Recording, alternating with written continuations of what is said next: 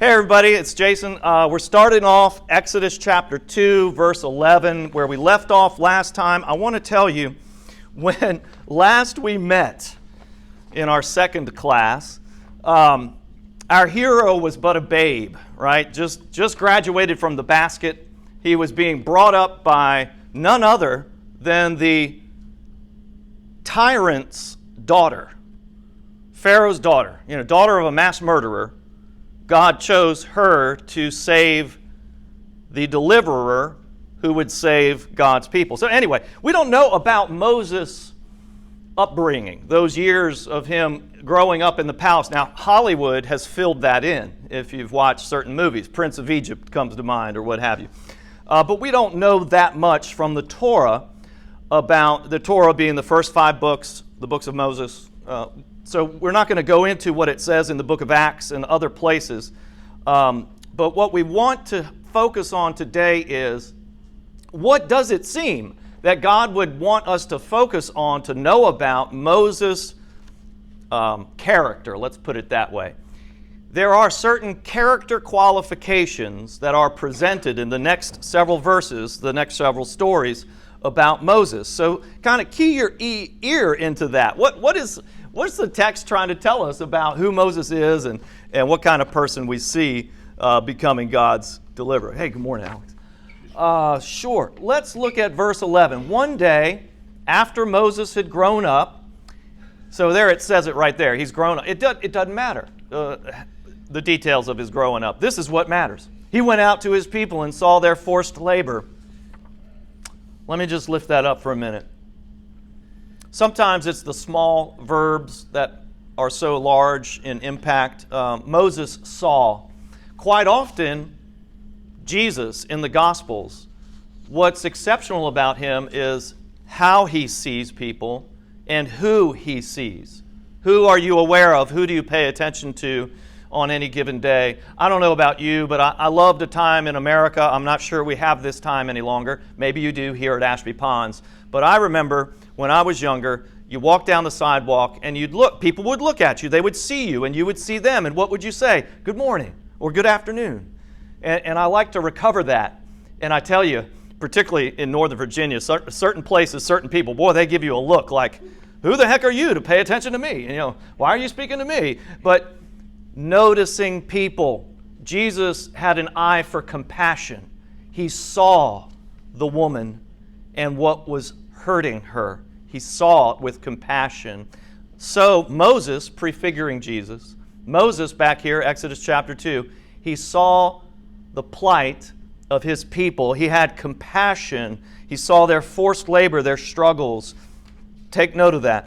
Now, he saw an Egyptian beating a Hebrew, one of his kinsfolk. He looked this way and that, and seeing no one, he killed the Egyptian and hid him in the sand.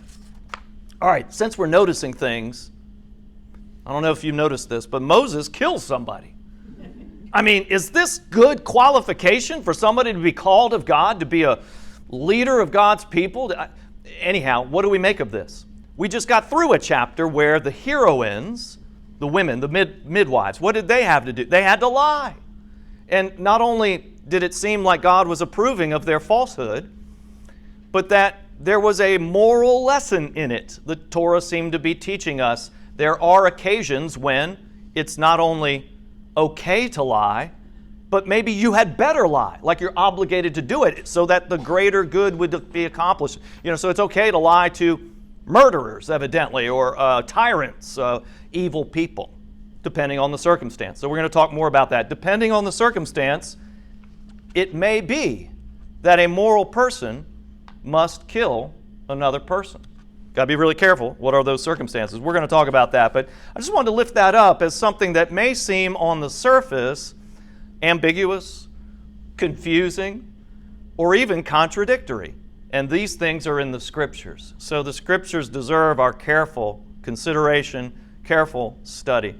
What I want you to know is that why Moses will be chosen is already apparent in these 3 examples. He will be chosen of God. Why? Well, let's look carefully at it. Moses stands up to injustice. He saw the people. He saw their pain. He saw their slavery. Okay, he stands up to injustice in this case. He fights the good fight against evil. You know, it's interesting. Moses saw this happening, verse 11 and 12.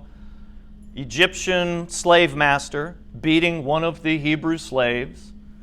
And he chooses to do something. You know, it's interesting. Moses did not turn away. He didn't look the other way.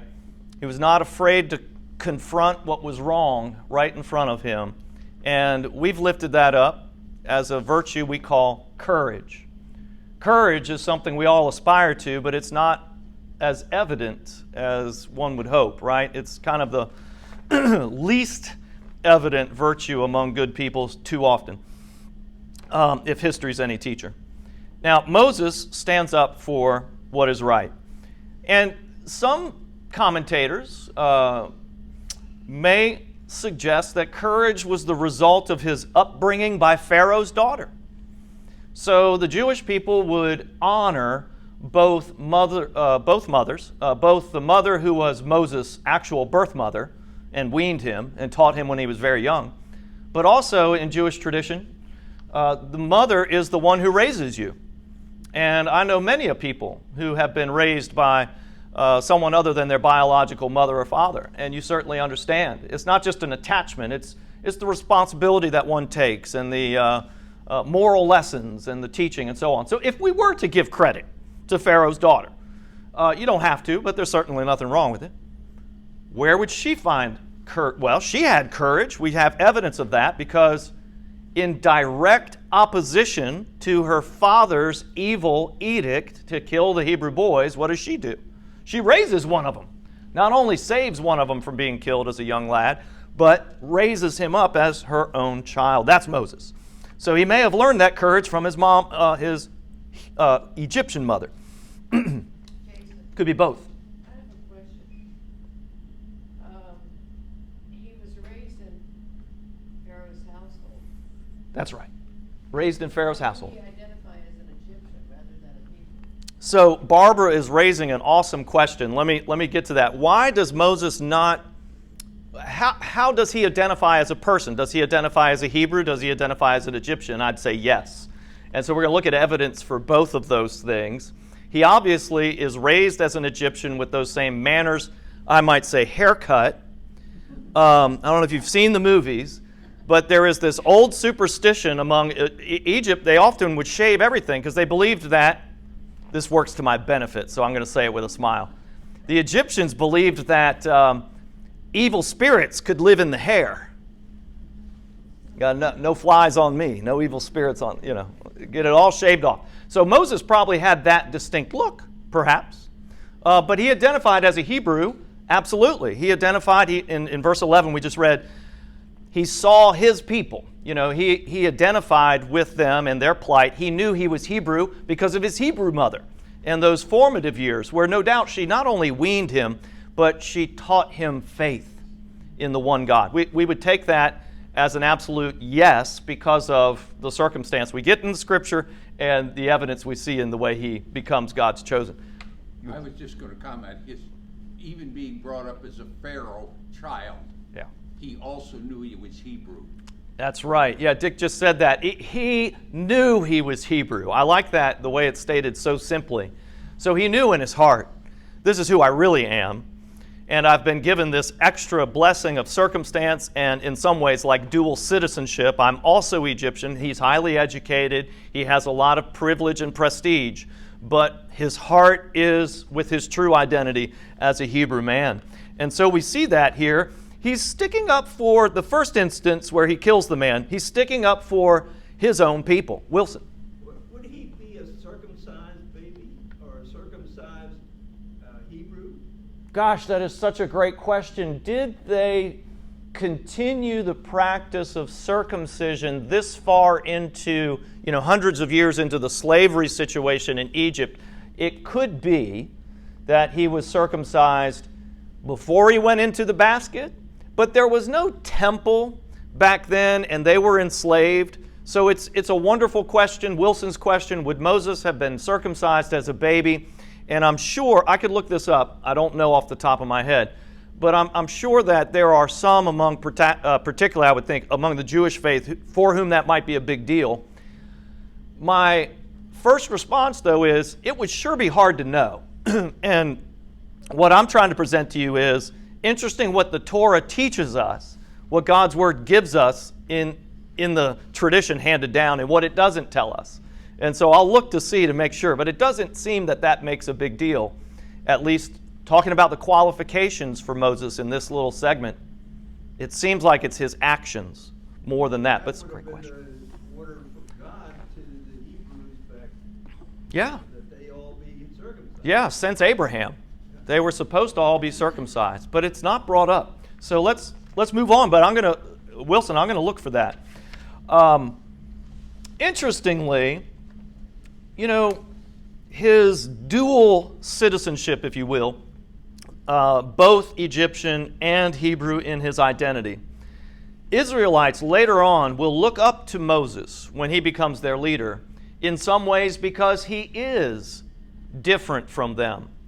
They trust him because he is one of them, and they lift him up and accept his leadership as greater than their own because of his Egyptian status as well. It's a very interesting way that God uses that to work in God's favor, or in Moses' favor, to lead people.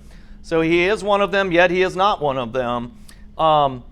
It's interesting also because Moses could have easily chosen not to get involved. So let's talk about this phrase where it says, verse 12, he looked this way and that. It could be that Moses was making a decision.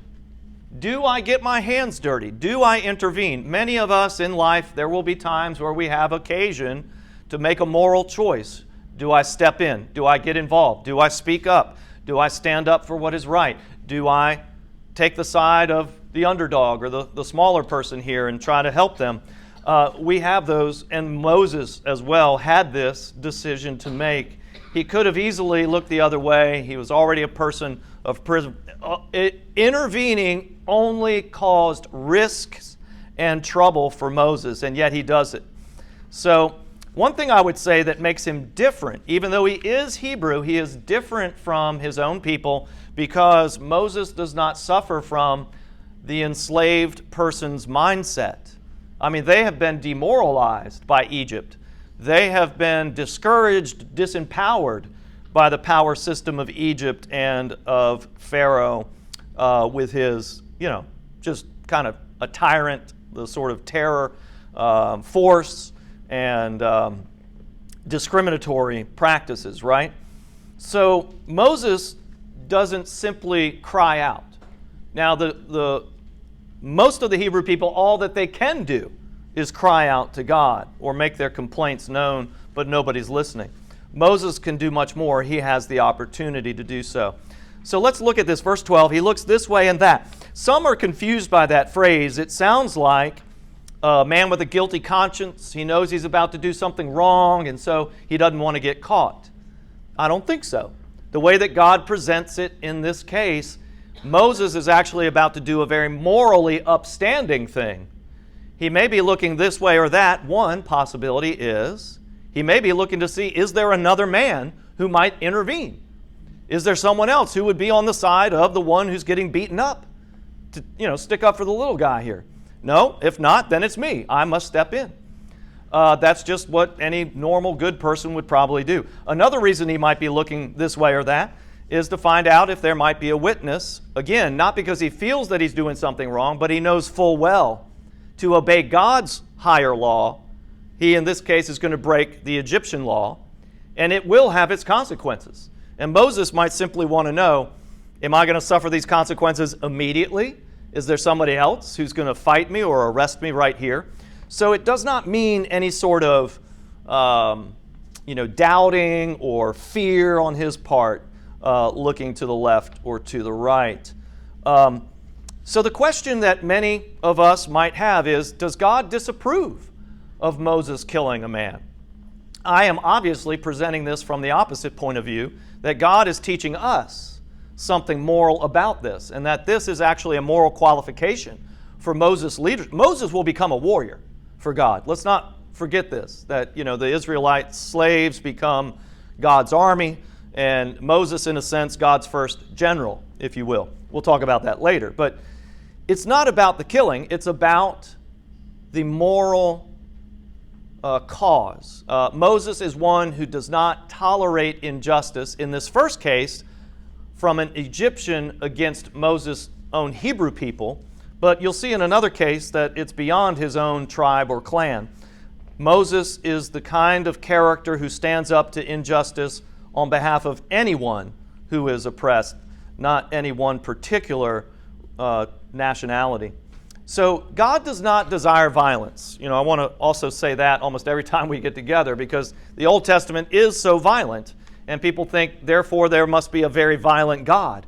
And how do we get from the God of the Old Testament, who seems to have blood on his hands, to Jesus, nonviolent, who dies a violent death himself and is resurrected? And, as Christians, we're taught a very different way than what we see in the Old Testament. So I'm suggesting to you that it's plain in the Torah that God does not desire violence, yet violence is a very human result of our free will and our fallen nature, and so that there are times where God might utilize our violence, and it has to be done in a morally right way. It has to be done very carefully.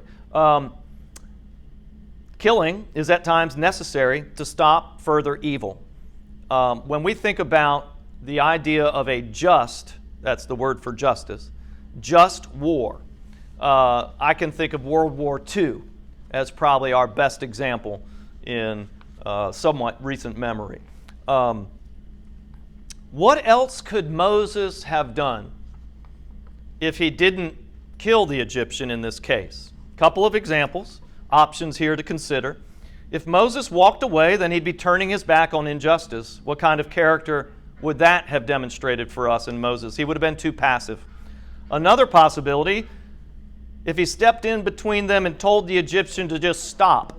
Now, this is a little absurd, because this is a gang master, is one literal translation we said for the Hebrew.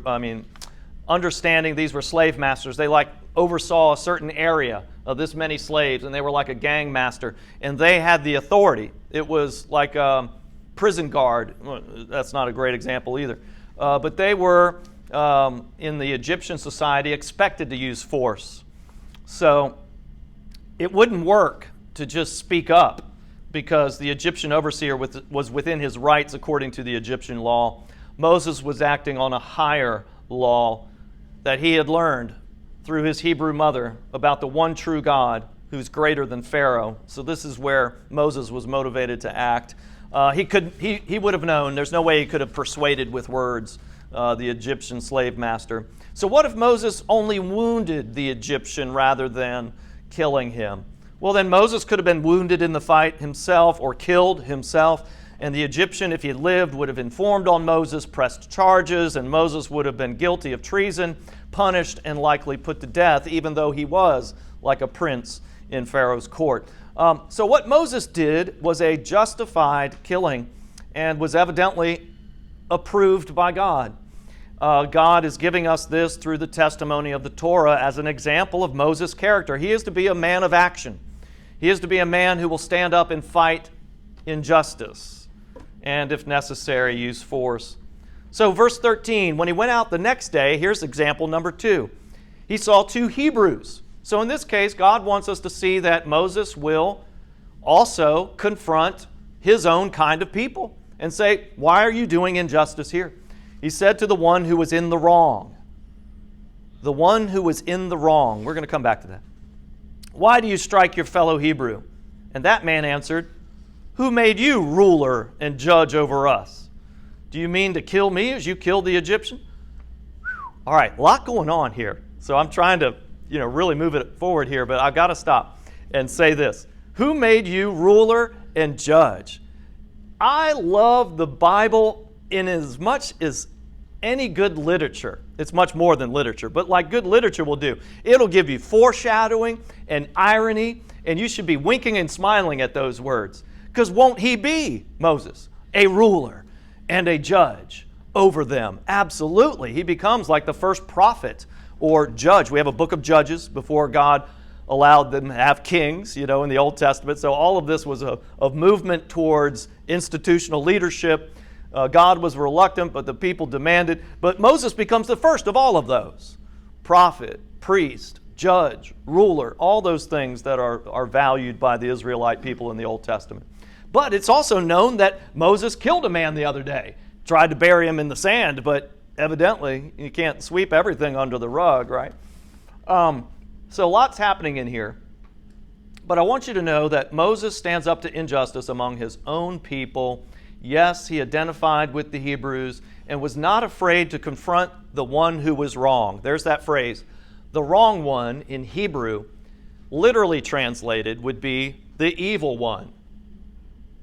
The evil one. And I thought that was Pharaoh. I mean, in our day and time, particularly with the political polarization that we suffer from in our country, there's always this, bipolar kind of thing, polarized. One is good, the other one must be evil. So you have, clear teams. One of the gifts of Scripture is that it has the capacity for self-critique. Think about this. If you were with me in Colossians, I made a lot about this. The Scriptures, and this is so different from Scriptures of the other world religions, the capacity for self-critique places one in a humble position, not an arrogant position. And this is part of a necessary spiritual posture, state of your heart before God. If you're going to be in a good relationship with God, you've got to humble yourself. Jesus taught about this. You don't need me to go over that. But think about the capacity for self-critique that the Israelites, the Hebrew people of old, would allow for this, where they don't look good in their own stories. What does that say about the Israelite people, even of ancient times? They had a wonderful desire or openness or self-awareness for self-correction. And when a people, a society, let's just say America, can we even tolerate a little self-critique today, or do we always have to prove that we're right? Think about our culture, think about America. Can we allow for a little critique about something like racism? Or people who happen to have my complexion, are we so fragile? We can't even talk about it. We can't even allow that we might be wrong in some way or another. I don't want to bring up a whole thing and make you start throwing your books at me. But isn't it interesting in America today that we lift up these Scriptures? On our Supreme Court, chiseled in stone on that building, the Ten Commandments. I mean, this is the book of Moses. This is Exodus, right? But for it to really be real for us, we've got to be able to look ourselves in the mirror and have a little self-critique. Love this about the Bible, that the Hebrew people would allow for such Scriptures to be written down and, read, celebrated, and sung about in their families when they look so bad. It casts such a bad light upon them. That is a wonderful, humble act that the Scriptures are doing and suggest that we should do, to be humble before God and to admit when we're wrong. So important righteous actions against injustice as demonstrated by Moses. These are the points that really show us why he will be chosen by God. One, to stop injustice, Moses fought, and if needed, he killed. That was the first story. We just read the second story. To stop injustice, this time between two Hebrews, Moses spoke. And the third time, we're going to get to it in a minute, to stop injustice, Moses takes a stand. So he stood up for the women at the well. We're going to get to that. So first one, righteous action. He fought. In this case, force led to actual killing, but it was justified. Second case, he spoke up. And when he spoke up, the guilty one or the evil one reprimanded Moses. As a lot of times when people are not ready for self-critique, they will lash out, they will react emotionally, they will get defensive. So I know I do that myself. So we all have that from human nature. But acting, speaking, and standing up for what is right. Those three things are the righteous actions against injustice demonstrated by Moses in this story. All right, these three acts have also been universalized among religions and Christianity especially. So we all have that bit of tradition as well. One thing I see in here that also applies to us is it's not uncommon if you find somebody and criticize them, they have a gotcha for you. Mm-hmm. And yeah, it happened right there, right? So kind of tit for tat, and one thing that comes to mind, the more things change, the more they stay the same with human nature. It doesn't seem like we've come much far past that squabble that happened with Moses and the two Hebrews, and that guy had up his sleeve, an ace in the hole. I got you, Moses. You think you're going to set me straight, but look what's on. Yeah. So that's the whole thing. Started in Genesis chapter 3 with the first two people, the blame game, right? Start pointing fingers, and what do they say? You got one finger pointing out, look how many are pointing back at myself. But Adam, I'll just remind you, when God confronted Adam, what did Adam say?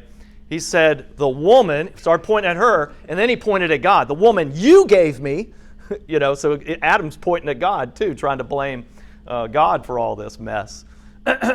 We'll move on, but you understand what happens when we all start to blame someone else. No solution in the blame game other than Jesus Christ, so we'll come back to that. Again, Moses discerns, so I mentioned the three actions. He fights back, he speaks out, he stands up, right?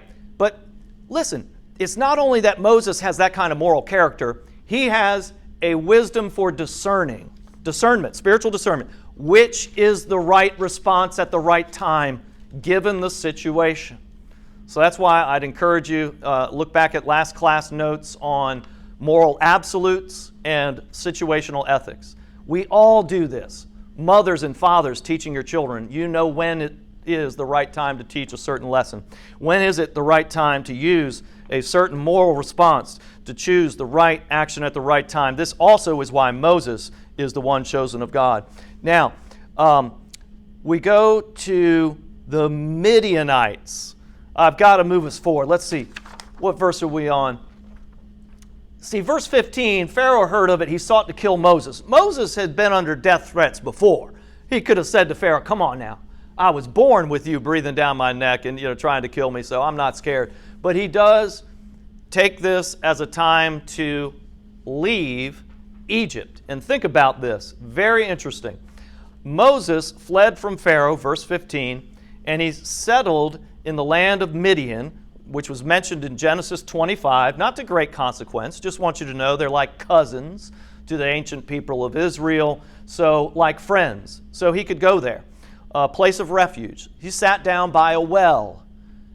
When I say the word a well, like to drink from, that kind of well in the Bible, what do you think of? Well, something good's going to happen here. This is a meeting place. This was the pub. Anybody from Britain? This was like the pub of the day.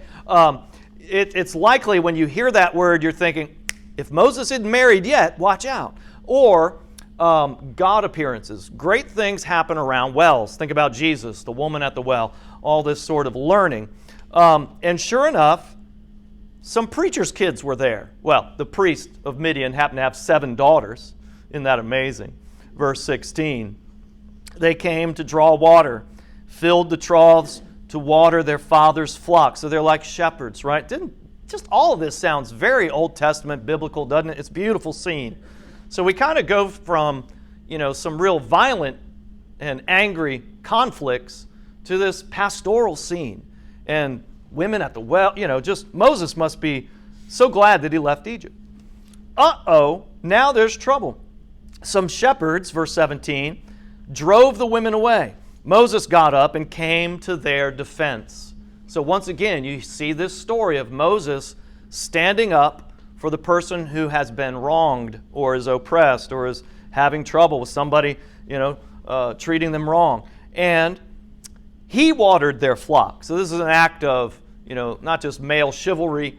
He's being a servant of God in this way, hospitality, all those things that we talk about in the biblical texts. Genesis particularly, hospitality, helping someone, particularly at a well, because water was, it was life in the desert, right? Verse 18, they returned home to their father, Reuel, if I'm saying that right. He's also called Jethro. So I don't know if you've picked up on these names. Old Testament names have meaning. Jethro, I'm going to say this because there might be some NCIS fans out there. Okay, all right, so Jethro Gibbs. Just a little nod to any of my NCIS fans out there. Jethro, the name literally means excellence. Isn't that fitting? Excellence, right? It's likely then Jethro was his priestly title, Your Excellency, or, the excellent priest. But Reuel is probably his family name. And he says, what are you girls doing back so soon? Because usually it takes them a long time because they've got to wait for the other men to get the water first before they can finally get a break and go to the well and water everything, the flocks and themselves and all that. An Egyptian, they said, verse 19, helped. Now, no doubt he looked like an Egyptian. That's how they identified Moses. That bald guy, that weird-looking Egyptian. Well, I don't know what he's doing out in the country here. He helped us and even drew water. So went the extra mile, did something completely unexpected. He stood up for us and he helped us. And of course the priest, the father, is going to say, well, duh, where is he? Wouldn't you bring him back if he was that much of a gentleman? Invite him to break bread, verse 20. This is again an example of a person of faith who, more than anything, is going to practice hospitality to the stranger. We learned this in Genesis, how this is perhaps like the first commandment, is you will, particularly in a nomadic culture where the desert can kill you, you will welcome the stranger. You're going to help somebody because one day it might be you. Love your neighbor as yourself, right? So Moses agreed. They obviously go get him, 21. Moses agreed to stay with the man, and he gave Moses his daughter Zipporah in marriage. This, for me, by the way, a little time out, just my opinion. I'm always amazed the information the Bible will give us and the information that it won't. You have to infer so much between these two. I mean, what happened? I wanted to be at the dinner table with them, and did Zipporah wink at him? Or, did he happen to look at her other than the other 7? And how did it go from, breaking bread to here's your bride? I mean, it's just that quick, so I would love to get more. Maybe one day when we're in heaven, we'll have an extra couple days or hours to study this and find out what happened in between the verses. I mean, because here we are in verse 22, and she's not only pregnant, but bearing a son. So anyway, the blessings of God come quickly for Moses. That's the point. Wilson? Is the priest of Midian a Hebrew or somebody else? Egyptian? Yeah, I mean, so... They're inviting an Egyptian to their household and giving a daughter to marriage. Are they Hebrew or are they... Yes. So again, when I'm in doubt, I'll answer yes. But Wilson's question, if you didn't hear it, isn't that interesting? Here is a priest. Okay, first and foremost, we know other cultures had their own religions and all this sort of thing. Midianites had some connection back when to Israelites, but they weren't Hebrews or Israelites, certainly not completely. And is it the same God? And I'm going to answer yes for right now, in the sense of Melchizedek, where Abraham, before there was a Jewish religion, Abraham and Sarah were like first believers, first chosen, childless, older adults who became mother and father to the nations of Israel particularly. Yet there was, out of the blue, this priest, Melchizedek, who had very much the same faith practices as what God reveals to Abraham and Sarah. So I'm not putting the Midianite priest necessarily on the same level as Melchizedek, because if you follow me on Sundays in October, I'm going into the book of Hebrews. That's New Testament. My wife would tell you, by the way, that the literal translation for the word Hebrews in Hebrew is he brews. So I make her the coffee. So I don't think that's necessarily biblically true, but I'm happy to do it anyhow. So yeah, that's just for your fun. You'll probably use it at lunch, so you don't need to quote me, no need to give any credit. I don't know who I got that from. We don't know. So we don't know for sure, Wilson. What I'm trying to say is it's interesting how God works in the Bible, at least from my interpretation. My goodness, it seems that God is working in all kinds of people. And all we can see is just this kind of narrow lens of the camera, the storytelling of the Scriptures. So we only get the movie in this regard. We don't get the backstory on Jethro. I would love to learn about his excellency a little bit more, and tell me about the God you worship and how you seem to have these similar practices and so on. But we do know there is one God, and God is orchestrating all of this for God's larger purpose. They are welcoming an Egyptian. So for me, it's that faith that says, welcome a stranger. And, we learn in the New Testament, when you welcome a stranger, you may be entertaining angels among you. That sort of thing, where God's presence can be in the stranger. Now, after a long time, verse 23, well, let me not skip. She bore him a son, verse 22, Gershom. He said, I have been an alien residing in a foreign land. Or that wonderful lyric in the other translation in English where it says, a stranger in a strange land. I don't know how many hymns or songs that phrase is included, but this is part of Moses' identity and Moses' people. After a long time, the king of Egypt died, so we're trading out pharaohs now. Israelites groaned. There's so many things to answer, but let me just lift up a couple of words. For me, some of the deep learning comes in small words in the scriptures. Israelites, by the way, hadn't heard that since the first couple of verses in Exodus. Hebrews and Israelites, those two are interchangeable. I'm using those titles interchangeably. However, the use of the term Israelites here calls to memory. Now, the text is going to infer that God remembers. God doesn't forget like people forget. It's just that it's now God's timing to keep the promises of old to God's people. And invoking Israel or Israelites takes us back to Genesis. Israel, the name given to Jacob. The meaning. The one who struggles and is not going to give up. That's kind of the meaning of the people of faith, is that we will have struggle. In the case of Jacob, the original man named Israel, he struggled with God or the presence of God. An angel, we would say, Genesis 32. He didn't win the battle, but neither did he quit. Of course, he walked differently ever since then. Gives a whole new meaning to that hymn, He Touched Me, when you think about how painful that might be. But God did touch him.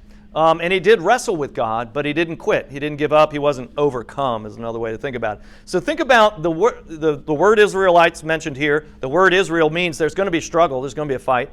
And they're groaning. Groaning is the word used again and again. Under their slavery, and they cried out. Now, a lot of this language, the groan or sighs, the crying out, and the name of Israel, lifted up all through the Psalms. Very similar lyrics, because people suffer. People suffer in this world, and the Israelite people have suffered, particularly all through the Old Testament, and the Jewish people today. Out of slavery, their cry for help rose up to God. I don't know if you could hear it, but thunder just rumbled in the background. Is that right? All right, just saying. God's in control. Appreciate the sound effects. God heard their groaning. God remembered his covenant with Abraham, Isaac, and Jacob. Again, the naming. So we haven't had it in this sequence, but now it's named the God of Abraham, Isaac, and Jacob. We had that naming in Genesis. So this echo, it's almost lyrical. This is meaningful. It's repetitive. Why is it repetitive? Well, it's repetitive in the Bible. The Bible's repetitive and redundant. I'll say it again. It's a little play on words for you who are paying attention. Thanks so much. It's because the Scriptures, you don't have bold headlines like you have in your newspaper. But when it repeats in God's Word, it's like hey, sit up, pay attention. It should be in bold or underline it. If you like highlighters, do that. God hears the cry of his people, and there will be action. God will exodus. God will set free God's people. He hears their groaning and their crying. For us as Christians, and you may get tired of me saying it again and again, but it's so worth it. Romans chapter 8, as Christians, all of creation is groaning. We feel it in one way or another. The bond of slavery or bondage or some sort of weight, oppression or injustice, or something just doesn't feel right in our life. Why? It's a broken world. And we all feel it. All of creation is groaning until that day. So there's this hopefulness God's deliverer will come. For us, it's Jesus Christ, or we may be right now anticipating the return of Jesus Christ. However you want to narrate this, the same language is there, and God hears the cries of His people. Those heartfelt prayers are the cause for God's response out of compassion. So it's call and response. We'll get into this more later. I said this at the beginning of Genesis. This is how God started the entire world, right? God didn't roll up His sleeves and have to do any heavy lifting. What did God do? God spoke. God said, "Let there be light." God said, "Let there be life from the earth." And the Hebrew word I mentioned to you is, and life sprung forth, it exodused. God released its full potential, and life came into being. So, it's just a powerful thing. God will do it for those who cry out and call upon God. It is His compassionate response to set you free. Oh, are we ready for chapter 3? We're running out of time. I was hoping to get into let me at least set you up, and we'll get into it a little bit. The story of the burning bush. Moses was keeping the flock for his father-in-law Jethro, the priest of Midian, chapter 3, verse 1. He led the flock beyond the wilderness and came to Horeb, the mountain of God, also known as Sinai. We'll talk about that in a little while. Very, very interesting. There's so much here, but let me just stop and maybe ask you a question, and then we'll talk a little bit about the burning bush, but we'll get some questions and answers and really have that as our starting point next time to get into the depth of this wonderful, wonderful story. So my quick question to you is, I know you've heard it. I know some of you have told me you've had multiple Bible studies on Exodus, which is just, again, I love that, and that you would sit and listen to me about it when you've probably heard about it all your life, or maybe you taught Sunday school and you taught this story a ton of times.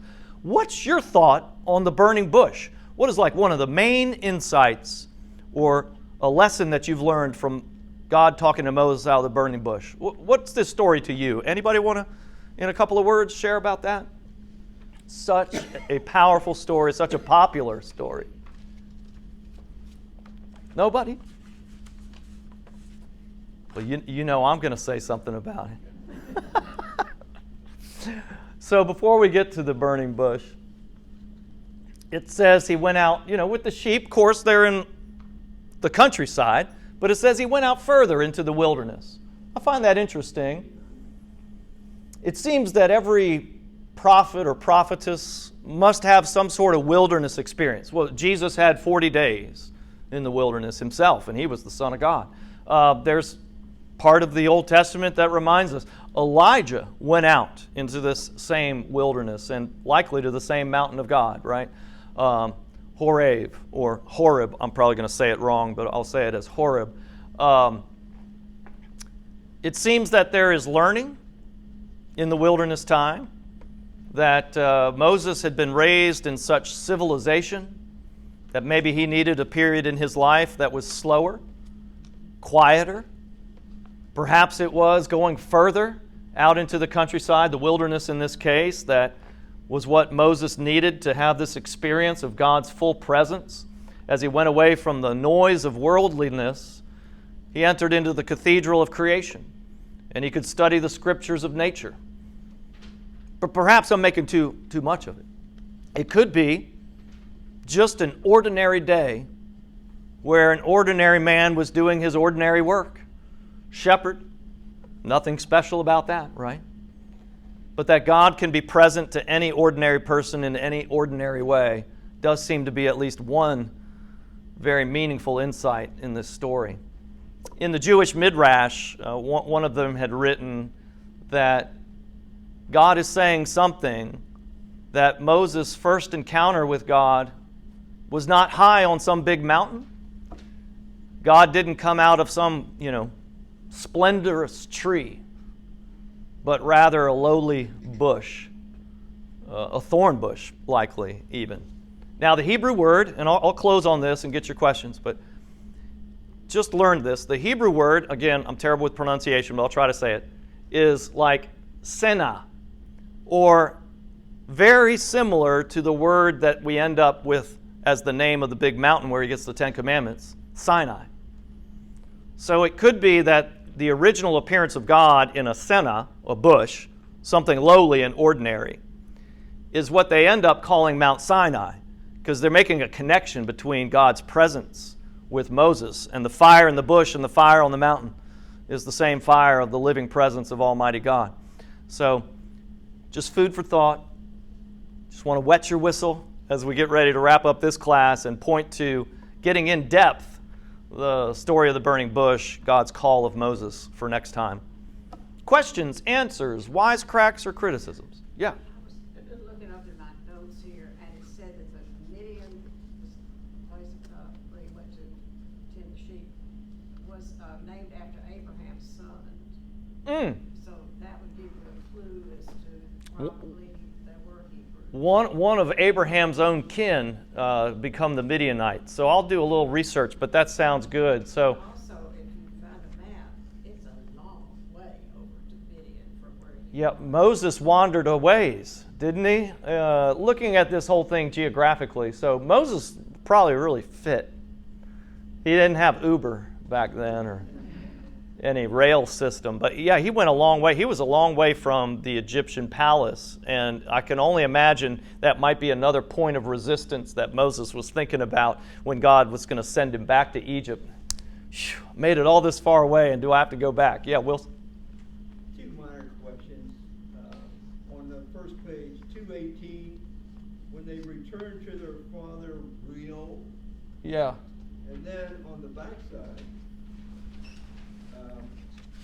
Moses was keeping a flock of his father-in-law, Jethro. Jethro and Reuel, same man, called by different names, and he may have as many as 4 names in Scripture. I got to write them all down because I can't remember that many all at once. But Jethro, I think, is one of the most commonly referred to names for his father-in-law, because they have a conversation later when Moses is kind of a bigwig and he's having trouble managing.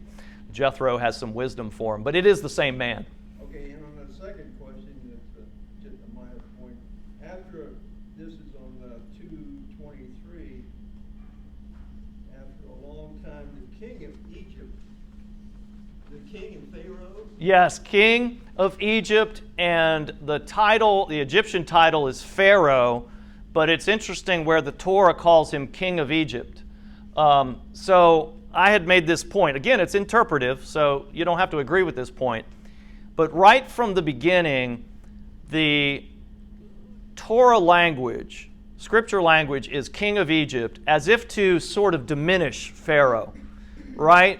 And Pharaoh is not named, although in ancient times the name of Pharaoh was a big deal. And even the term Pharaoh, it's to connote a divinity upon the king of Egypt. But the Torah calling him a king is just kind of put him in like any president today. You could be the president of Zaire or the president of the United States. It's all the same. You know, it's that kind of language, I think, intentionally used by the author, or Moses, the author of the books here, to not put Pharaoh too high. But eventually they're going to call him Pharaoh because it's just kind of quicker to write it down than to write out king of Egypt, I think. And of course, once you see the Scriptures using the title Pharaoh more, I had interpreted it this way. The rising action of these first chapters really sets us up for the battle of the gods. Not that we would believe that Pharaoh is a god, but the way that everybody else in that time, including the Hebrews, would interpret what was going on would be there is the one true God, the God of the Hebrews, Moses, God, and this so-called, let's say, collection of gods and goddesses in Egyptian mythology and religion, headed up by a small g god, Pharaoh, a deity on earth. That's the way his people saw him. So it's a battle of the gods. So it's sort of like right now we're not ready for that, so he's sort of given a generic title like King of Egypt. But it's still the Pharaoh. And yes, you had one that likely was in power, and then a different Pharaoh, and Hollywood would interpret this as like Moses' stepbrother. Like Moses grew up with Ramses, and they were like knowing each other since they were kids and wrestling together, and practical jokes or rivalry or competitiveness and even companionship, and yet they end up as like mortal enemies in this battle of the gods. But Moses would never think of himself in any sense divine like Ramses would, or Pharaoh, king of Egypt, would have that conferred upon him. Such an interesting contrast. But I just wanted to point to that. Sorry, this is what happens. We do a little, like you said, little question, and then I go into this whole thing. It's an occupational hazard. My apologies. Anybody else? I'll cut the tape because I want to